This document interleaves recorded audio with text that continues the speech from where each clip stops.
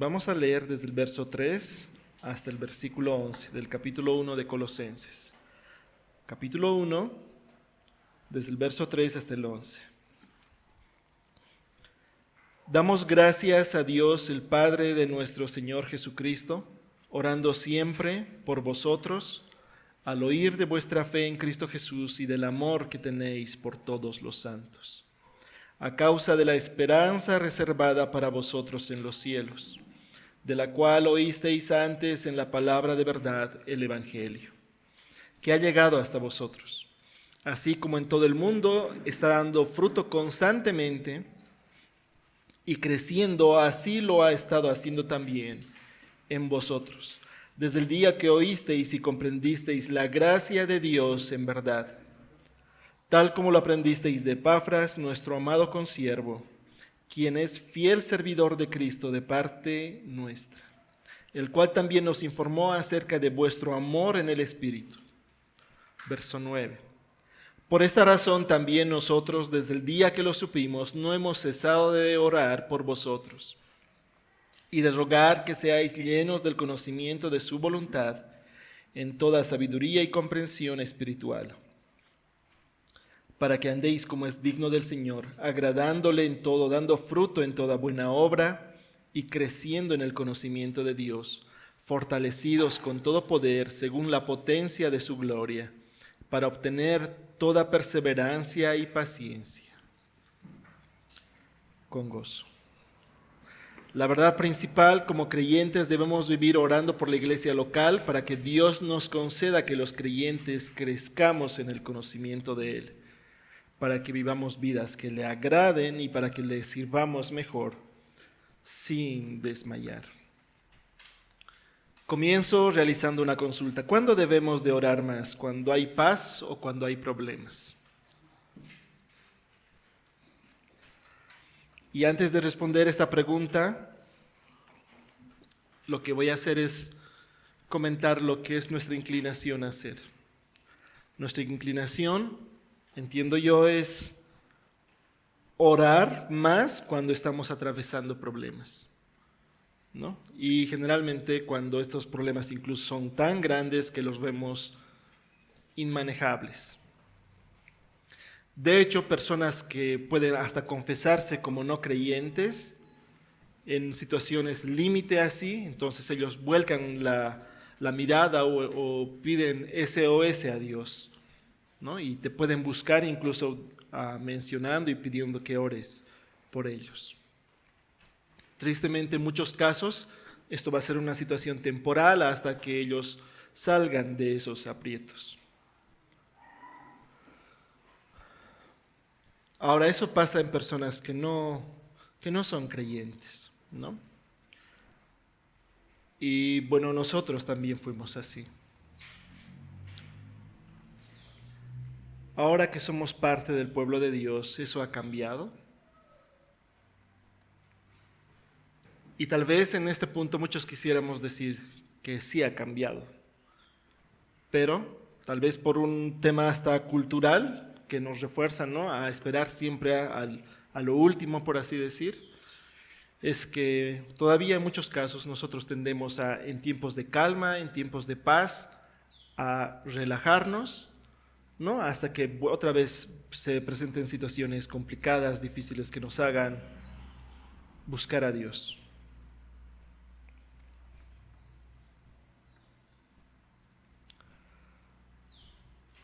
Si no, miremos lo que pasa en las iglesias cristianas o evangélicas, por lo menos occidentales, ¿no?, donde en varios casos lo que termina pasando es, lo que ha quedado es la costumbre, el hábito, en algunos casos el lenguaje evangélico y poco más.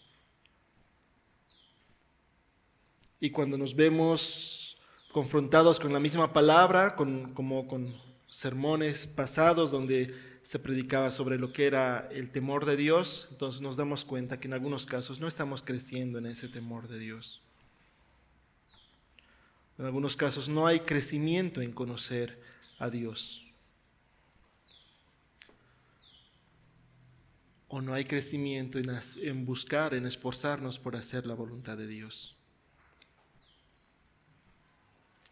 Pero volviendo a lo que hacía la pregunta, ¿no? ¿Cuándo debemos orar más? ¿Cuando hay paz o cuando hay problemas? Bien decían algunos cuando decían en todo tiempo.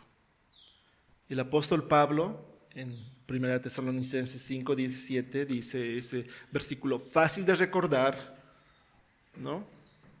La pregunta es si es fácil de aplicar. Orad sin cesar.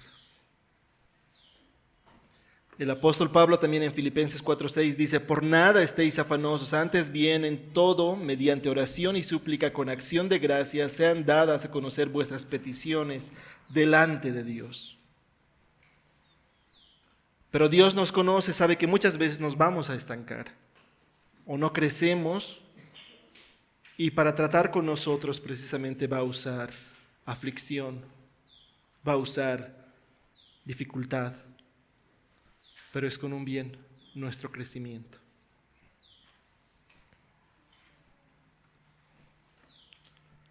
Pero esa es nuestra tendencia, hermanos. Y en situaciones de aflicción, buscarlo con mayor intensidad. El mismo Jesús, recuerdan cuando estaba en el Getsemaní, dice la palabra que estando en agonía oraba con mucho más fervor.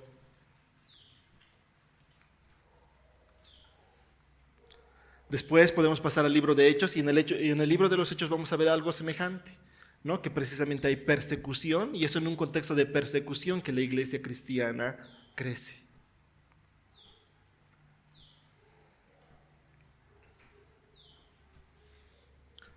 Como decía Charles Spurgeon, la aflicción es la mejor maestra de oración que jamás haya tenido un cristiano.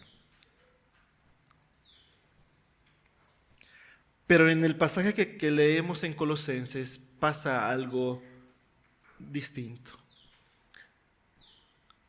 Y por eso lo leíamos desde el versículo 3. Porque desde el versículo 3 más bien lo que Pablo está diciendo es, doy gracias a Dios por la obra del Evangelio y el fruto que está dando el Evangelio en ustedes.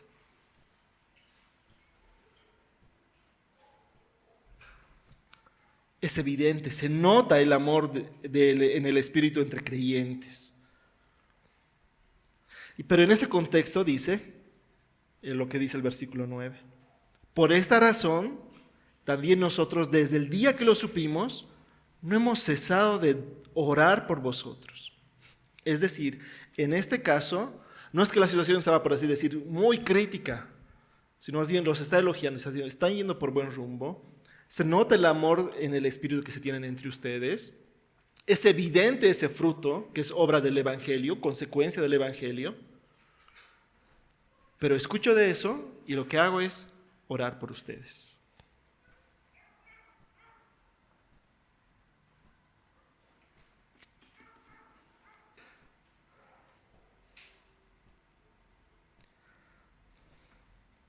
Las últimas semanas hemos estado teniendo algunos problemas con el micrófono en la predicación, ¿no? Y antes de empezar el servicio me decían, hacíamos la prueba y me decían, pero si en ese momento va a haber problemas, seguramente es el enemigo, ¿no? El adversario. Y yo entiendo que también Pablo reconocía que estas cosas pasan. Es decir, están yendo por buen rumbo y no es que las cosas van a seguir tan tranquilas. De hecho, si Epafras había buscado a Pablo era porque también había cosas que estaban pasando en la iglesia que no estaban bien. Falsas enseñanzas se habían metido ahí. Y Epafras en esa preocupación busca a Pablo. Y Pablo después en el capítulo 2 va a tocar estos puntos.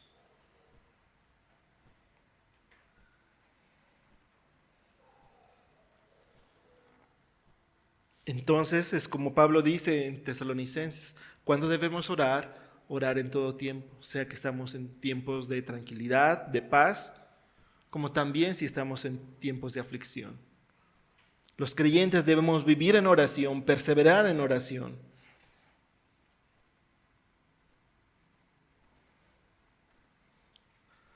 Pero algo que nosotros inmediatamente cuando escuchamos eso, cuando leemos eso, entonces decimos, sí, tengo que crecer en oración. Pero hay algo que también adicionalmente quiero resaltar en esto. Fíjate que el contexto él está escribiendo a la iglesia. Y es a la iglesia a la que le está diciendo, estoy orando por ustedes.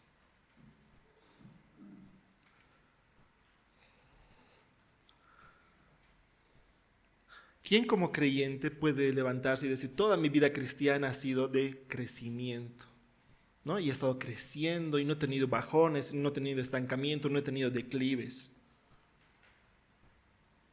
No me animaría a decir eso. Y reconozco más bien que en muchas situaciones, en mis declives espirituales,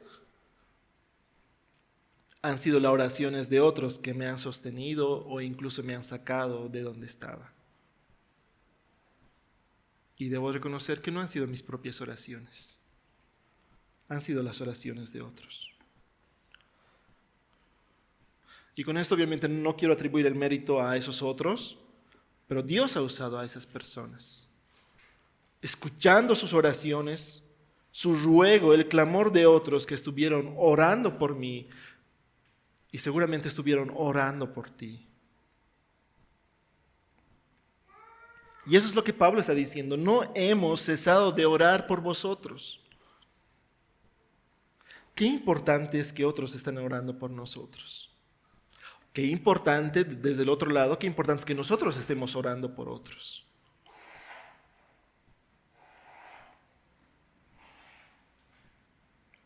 Donde no debemos tener dudas es que la oración para los creyentes debe ser como respirar. Es decir, no debe ser si quieres o si sientes hacerlo, lo haces, y si no sientes hacerlo, no lo haces. Porque no es que decidimos, ya, bien, ahorita voy a respirar, ¿no? Ahorita voy a descansar de respirar. Estamos respirando porque para vivir tenemos que respirar.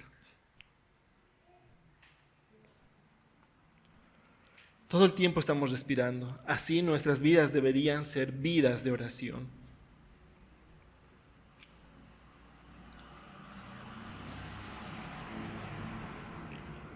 Orar sin cesar. Como dice Pablo, no hemos cesado de orar por vosotros. Pero no solo es vivir orando, sino también debemos considerar cómo estamos orando.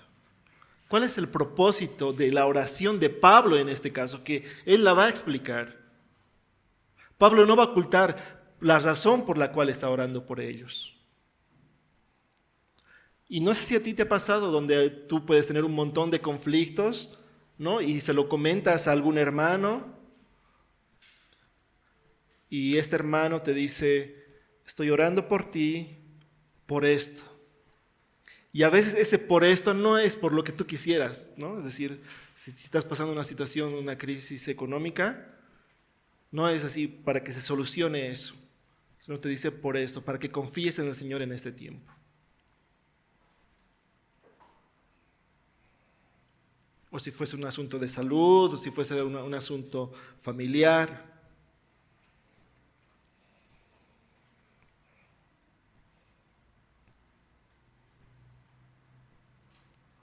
¿Cuál fue el propósito de la oración de Pablo en este caso? Él lo dice ahí mismo, rogar que sean llenos del conocimiento de su voluntad en toda sabiduría y comprensión espiritual.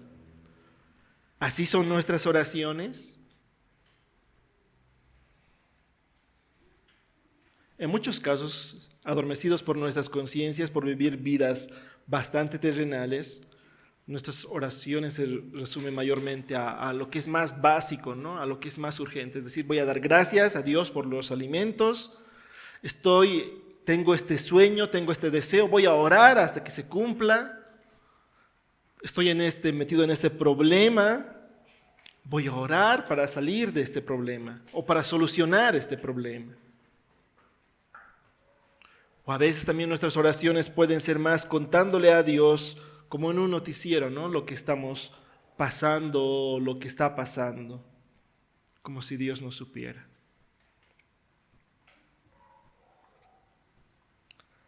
Él sabe, Él conoce. Los que en muchos casos no sabemos somos nosotros.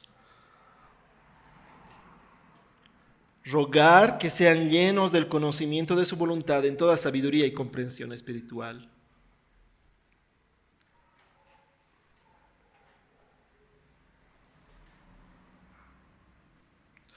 Y es algo interesante porque por lo menos en esta traducción dice que Pablo ha rogado a Dios. Y ese rogar habla de qué? De intensidad en la oración.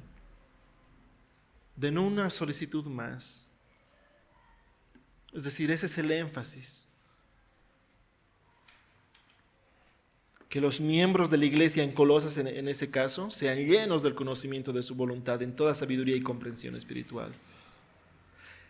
Su oración, su petición es que Dios conceda a los creyentes conocerle a Él, conocer su voluntad revelada en Cristo. Ahora,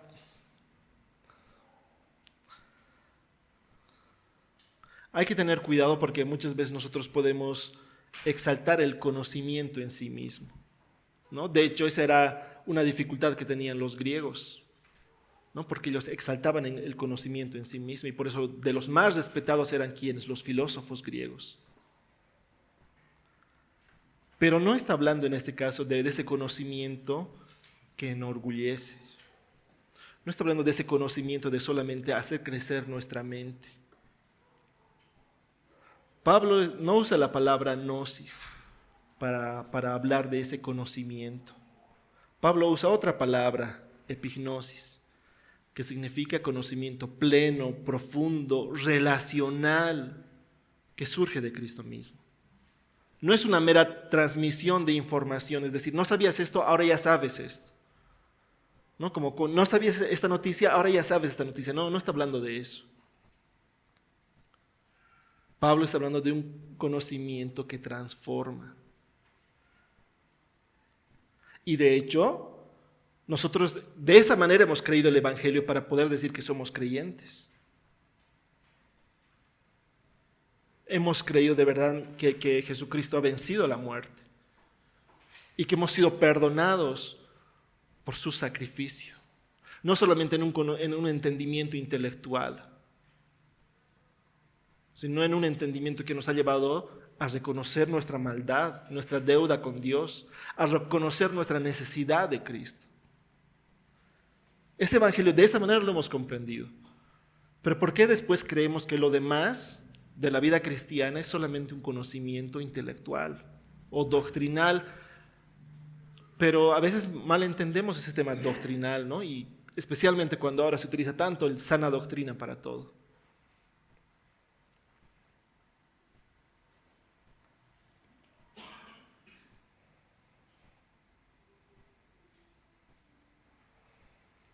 No es una mera transmisión de información, es entender que es una transformación, ¿no? Dios quiere transformarnos, quiere renovar nuestro entendimiento, como dice Romanos, ¿para qué?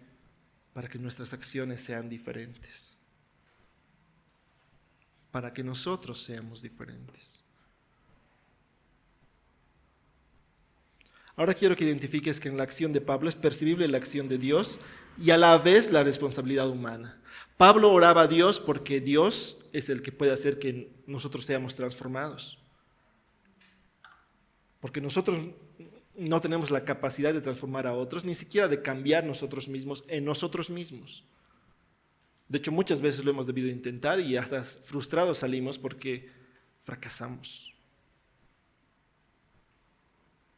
Pablo está aquí confiando en la bondad de Dios y que en su soberanía Dios va a escuchar esa oración. Pero a la vez también está reconociendo la responsabilidad que tiene el creyente o los creyentes de buscar conscientemente ese conocimiento de Dios para responder conforme ya no a su propia voluntad, sino a la voluntad de Dios. Y aquí vamos a encontrar varios paralelos entre los escritos de Pablo. Pasamos a Efesios capítulo 1, verso 16. Efesios capítulo 1, verso 16. No ceso de dar gracias por vosotros, fíjense, Pablo dando gracias otra vez por los creyentes, haciendo mención de vosotros en mis oraciones, otra vez orando Pablo por los creyentes, pidiendo que el Dios de nuestro Señor Jesucristo, el Padre de gloria, os dé espíritu de sabiduría y de revelación en un mejor conocimiento de Él. Para Pablo esto era demasiado importante.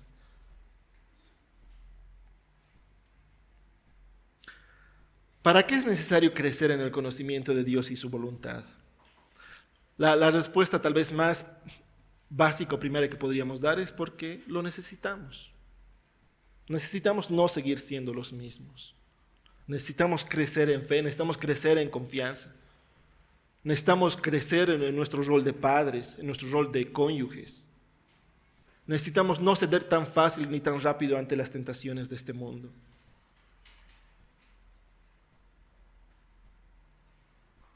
Y reconocer que muchas cosas, en especial de la voluntad de Dios, no es algo que venimos por default, es decir, programados para eso. Son cosas que tienen que irse renovando y que en el día a día también vamos conociendo de Dios. Y en el versículo 10, Pablo explica para qué. Para que andéis como es digno del Señor, agradándole en todo, dando fruto en toda buena obra y creciendo en el conocimiento de Dios. Es necesario que seamos llenos del conocimiento de Dios y de su voluntad para vivir vidas que le agraden, para andar como es digno del Señor.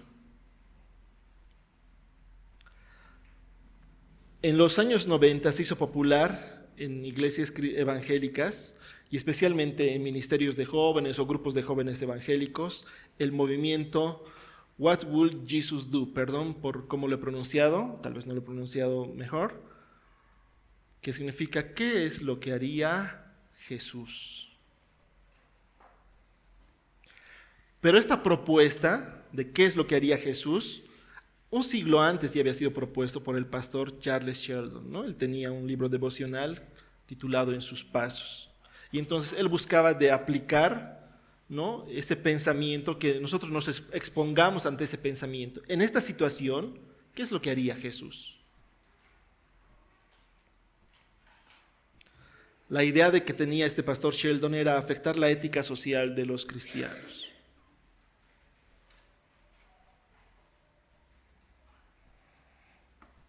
¿Por qué? Porque muchas veces tendemos a separar las cosas, ¿no? De hecho, muchas veces hay que considerar si debemos separar las cosas entre cristiano y secular. Porque a veces nosotros incluso podemos manejar eso de manera malintencionada. Y la idea de Sheldon era no eso, aplicar tu fe cristiana a tu vida, a tu ética. Entonces, un siglo después, ¿no?, se retoma esta idea y el movimiento gana mucha fuerza, especialmente en Estados Unidos. Tanto así que se alcanzaba a leer en varios productos, ¿no? Primero en manillas, por ejemplo, en camisetas, en libros y hasta en la música, ¿no?, en souvenirs, en muchos productos. ¿Qué es lo que haría Jesús? Una década después, por los años 2000, este movimiento ha ido perdiendo popularidad. Hasta muchos se hacían la burla de eso. ¿Por qué? Porque lo que quedó fue la cáscara. Es decir, terminó quedando como un movimiento comercial, como lo que se trataba era sacar productos donde puedas colocar ese lema, ¿no? Además, muchos ya no consideraban, ya no reflexionaban en el qué es lo que haría Jesús y sencillamente querían respuestas rápidas.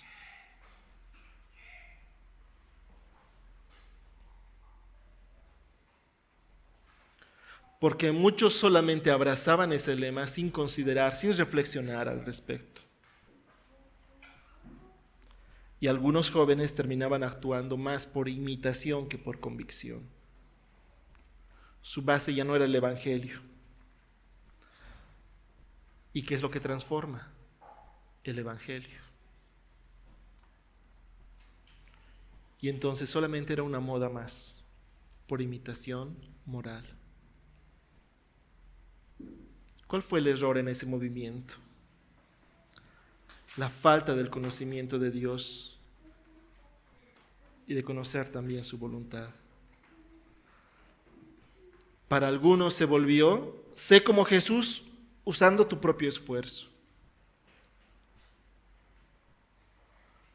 Pero en la Biblia el mensaje es, no podemos imitar a Jesús sin antes nacer de nuevo, sin su espíritu y sin su gracia cada día.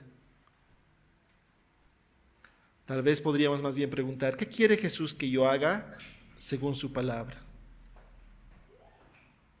¿Qué ha hecho Jesús por mí que transforma cómo estoy viviendo? Y a partir de ahí recién hacerme la pregunta, ¿qué haría Jesús en esta situación?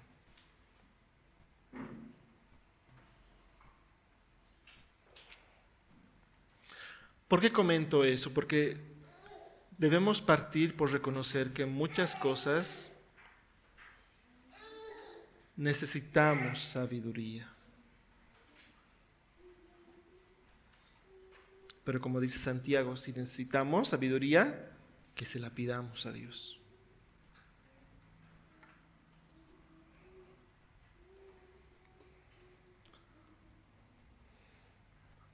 Por eso Pablo está pidiendo a Dios que los creyentes sean llenos del conocimiento de su voluntad.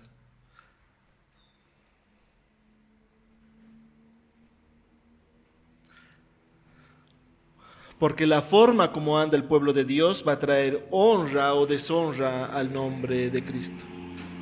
Y si bien como los no creyentes ven a los creyentes muchas veces va a sesgar su opinión, es decir, hay muchas observaciones no apropiadas,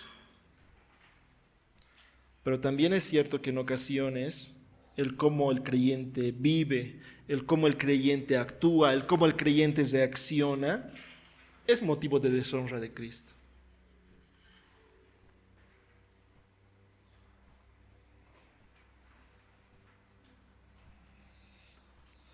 Trae deshonra.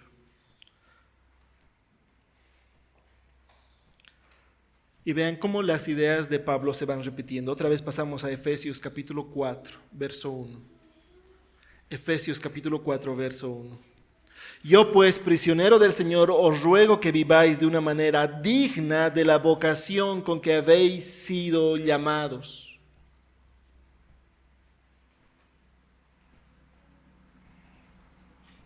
El profundizar en el verdadero conocimiento de Dios, en esa epignosis, va a producir una vida que agrada a Dios. Ese va a ser el fruto.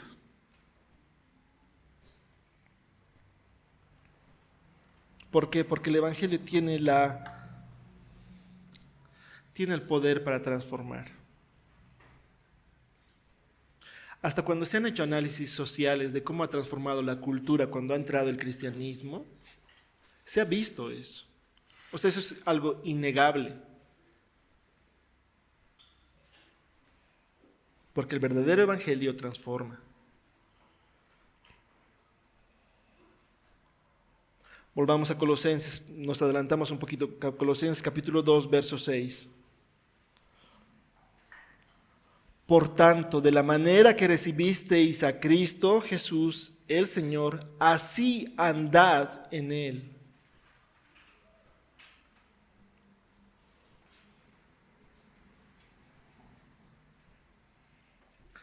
Entonces, con todo esto que Pablo está apuntando, no debemos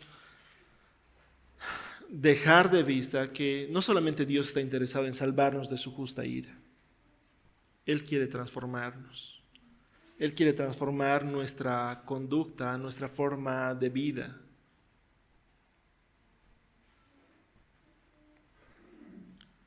Y si estamos viviendo, practicando el pecado, no es algo en lo que Dios nos quiere dejar así.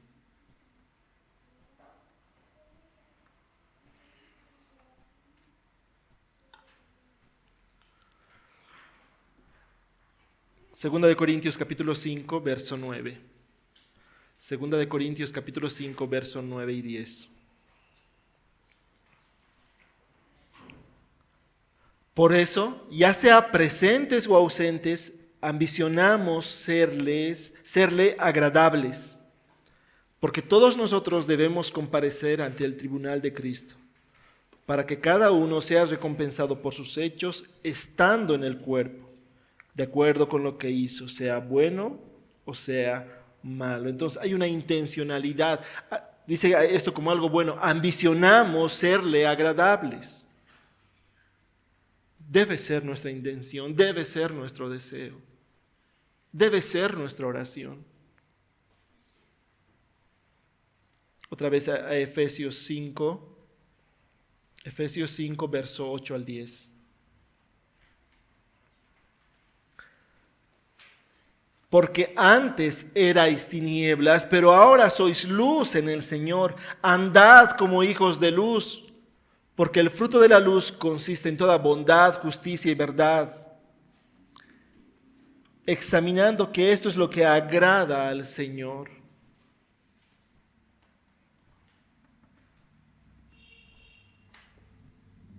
Ese es el porqué. Andar como es digno del Señor y el entender, el reconocer que en ocasiones no estamos viviendo así. O a veces ni nos estamos esforzando por eso. O hasta podemos llegar a engañarnos y creer que Dios es indiferente ante eso. A lo que Pablo está apuntando en Colosenses, esa santidad práctica.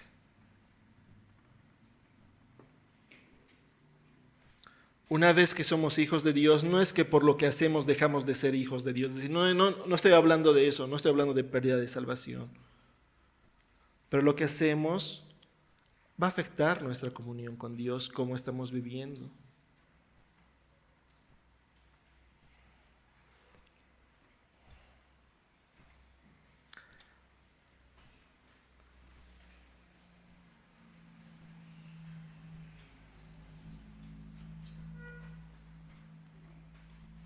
Debemos andar como es digno del Señor, buscar agradarle en todo. Esa es la verdadera religión. No es aparentar una actitud piadosa por unas cuantas horas, algunos días de la semana, y después vivir para seguir agradándonos a nosotros, para satisfacernos a nosotros mismos. Debemos buscarle agradarle a Dios en todo. ¿Cómo tratas a tu cónyuge? ¿Cómo amas a tu cónyuge? ¿Cómo instruyes a tus hijos en el camino del Señor? ¿Cómo le agrado a Dios con mi trabajo?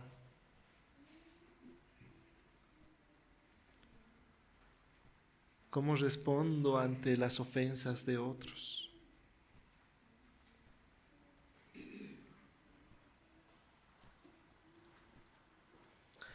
Como decía antes, seguramente muchos de nosotros lo hemos intentado tantas veces y nos hemos frustrado intentándolo y fracasando en el intento.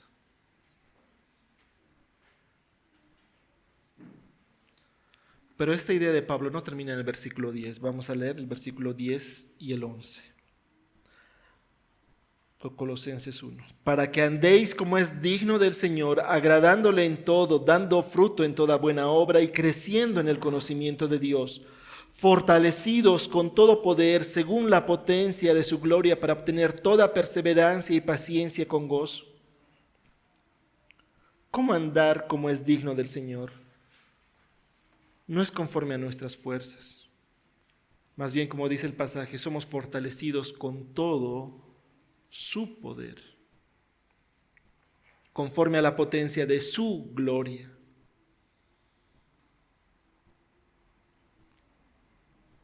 O sea, cuando nosotros decidimos o decimos no puedo cambiar, estamos diciendo o Dios no quiere ayudarnos a cambiar, o Dios no puede ayudarnos a cambiar.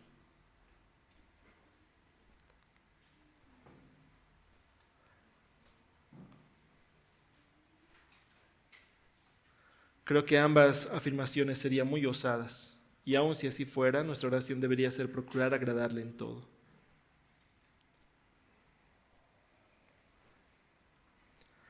Es decir, no es algo que van a hacer de nosotros mismos. Fortalecidos con todo poder según la potencia de su gloria.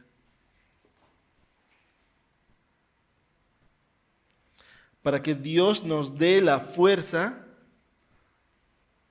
para obtener toda perseverancia y paciencia. O como lo traduce para los que tienen la Reina Valera 60, para obtener paciencia y longanimidad. Cuando me topo con estas palabras, mi pregunta era, ¿por qué usa perseverancia, paciencia o paciencia y longanimidad? ¿Paciencia y longanimidad no significan lo mismo?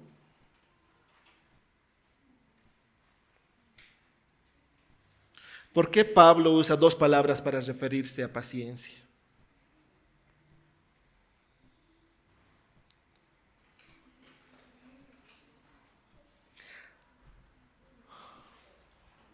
La palabra traducida en la Biblia de las Américas como perseverancia o en Reina Valera como paciencia está apuntando a resistencia firme, a mantenerse en pie en medio de circunstancias adversas, a aguantar sin rendirse. Es decir, las situaciones son difíciles, pero a pesar de eso no voy a abandonar la carrera. A que resistamos y aguantemos, no negando la situación, pero tampoco resignados, sino esperanzados. A eso está apuntando perseverancia o paciencia. ¿Y a qué apunta longanimidad? Está apuntando a tardar en enojarse. Y específicamente se utiliza esa palabra en lo relacional, no tanto en lo circunstancial. Por ejemplo, en la capacidad de soportar a personas difíciles sin explotar, sin vengarse, sin resentirse. Está relacionado con nuestras relaciones interpersonales. Está apuntando al autocontrol. Se orienta a nuestra relación con personas difíciles.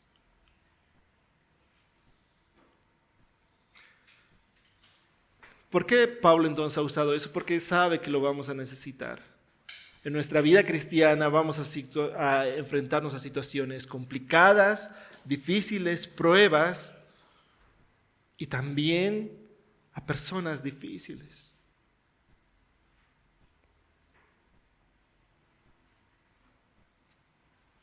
Pero como dice el versículo 11, es Dios quien nos da el poder para resistir esas circunstancias difíciles, a veces aprender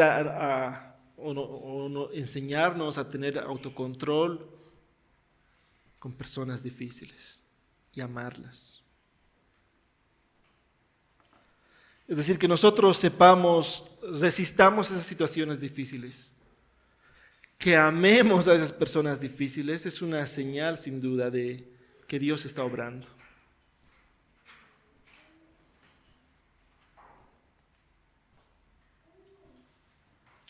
Efesios capítulo 3, verso 14 al 17. Por esta causa pues doblo mis rodillas ante el Padre de nuestro Señor Jesucristo. Otra vez Pablo orando, de quien recibe nombre toda familia en el cielo y en la tierra, que os conceda conforme a las riquezas de su gloria. Otra vez se van repitiendo términos semejantes. Que os conceda conforme a las riquezas de su gloria ser fortalecidos con poder por su Espíritu en el hombre interior, de manera que Cristo more por la fe en vuestros corazones. Pasamos un poquito más, sigue en Efesios capítulo 4, verso 1 al 3. Yo pues, prisionero del Señor, os ruego que viváis de una manera digna de la vocación con que habéis sido llamados, y ya lo habíamos leído antes este versículo. Versículo 2. Con toda humildad y mansedumbre, con paciencia, soportándoos unos a otros en amor, esforzándoos por preservar la unidad del Espíritu en el vínculo de la paz.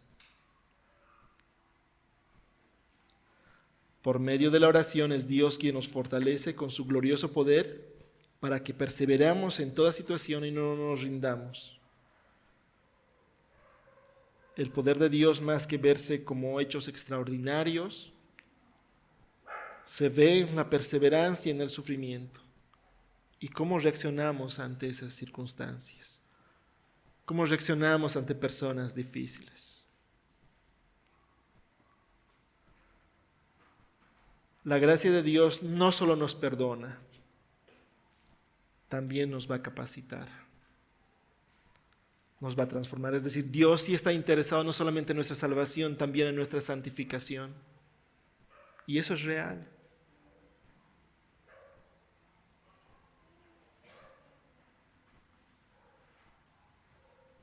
¿Lo crees?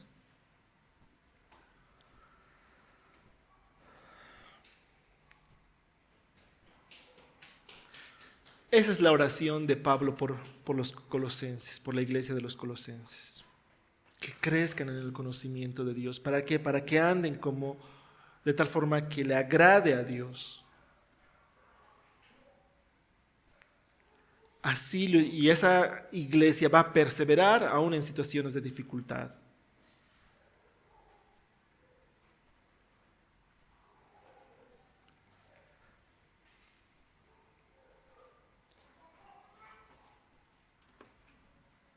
Nosotros estamos en ese rumbo.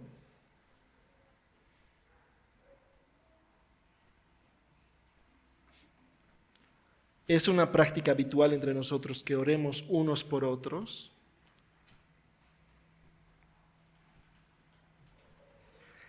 Mientras más difícil es esa persona para ti, es ese hermano o hermana para ti, más estás orando por esa persona.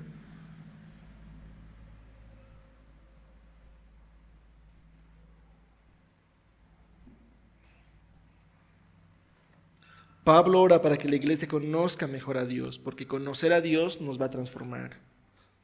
Y solo Dios puede fortalecernos para perseverar en su camino. Y ese es el punto que a veces descuidamos. Y entonces, esfuerzo humano, nosotros esforzándonos por mejorar.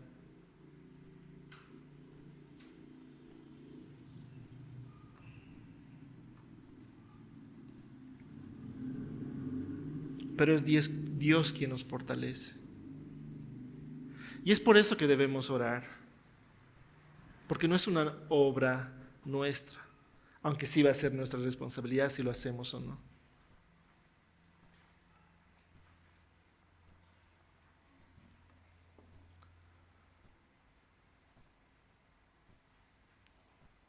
Como creyentes debemos vivir orando por la iglesia local, para que Dios nos conceda que los creyentes crezcamos en el conocimiento de Él, para que vivamos vidas que le agradan y que le sirvamos sin desmayar, sin rendirnos. Así como una novia busca agradar a un novio, los creyentes debemos esforzarnos por agradar al Señor en todo.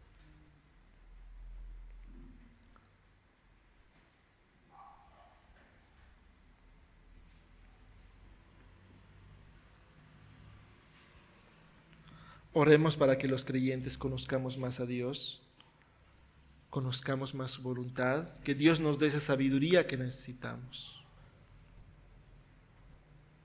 que Dios nos dé esa inteligencia que necesitamos.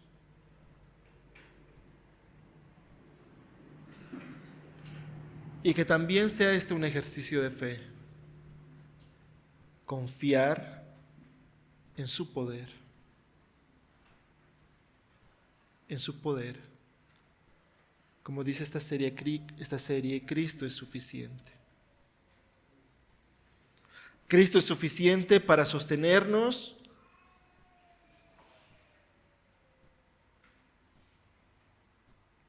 Cristo es suficiente para levantarnos, sea cual sea la situación que estemos atravesando.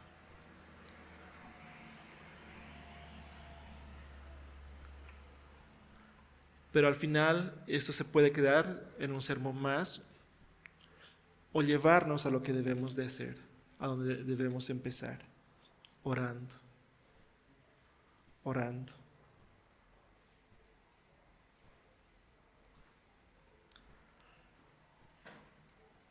Vamos a orar. Señor, te damos gracias. Gracias por tu palabra. Gracias por el cuidado que tú tienes de tu iglesia.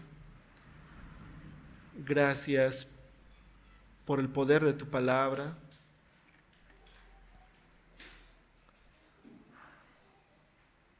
Señor, reconocemos que como iglesia local también necesitamos crecer en el conocimiento tuyo, Señor. Queremos crecer en ese conocimiento que transforma. Queremos saber cómo agradarte en situaciones que exigen decisiones. Queremos crecer en el conocimiento de ti, Señor, de tal forma que no solamente te obedezcamos o te honremos cuando estamos en público, sino también en lo privado, en lo más íntimo. Cuando creemos que nadie más nos está mirando, que nadie más nos está viendo y tú estás viendo. Cuando albergamos sentimientos que no te honran hacia otros. Cuando nos permitimos avanzar en eso, Señor, y albergar resentimiento hacia otros, Señor.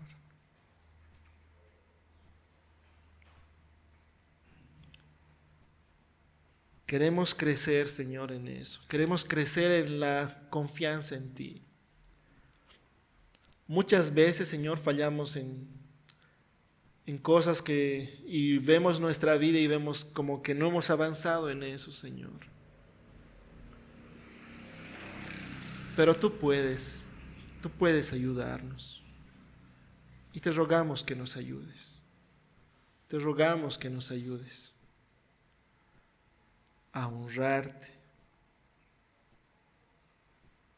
a vivir para ti en todo, Señor.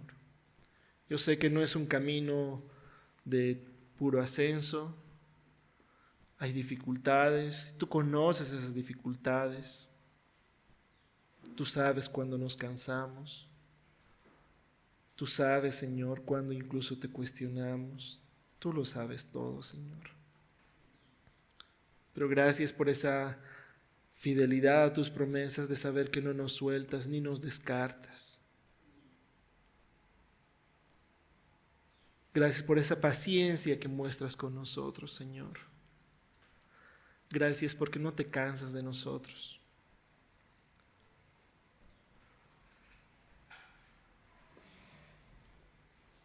Gracias por ese amor. Señor, nosotros también queremos extendernos con ese amor hacia otros. Que eso sea una marca de la obra de que tú estás haciendo en nosotros.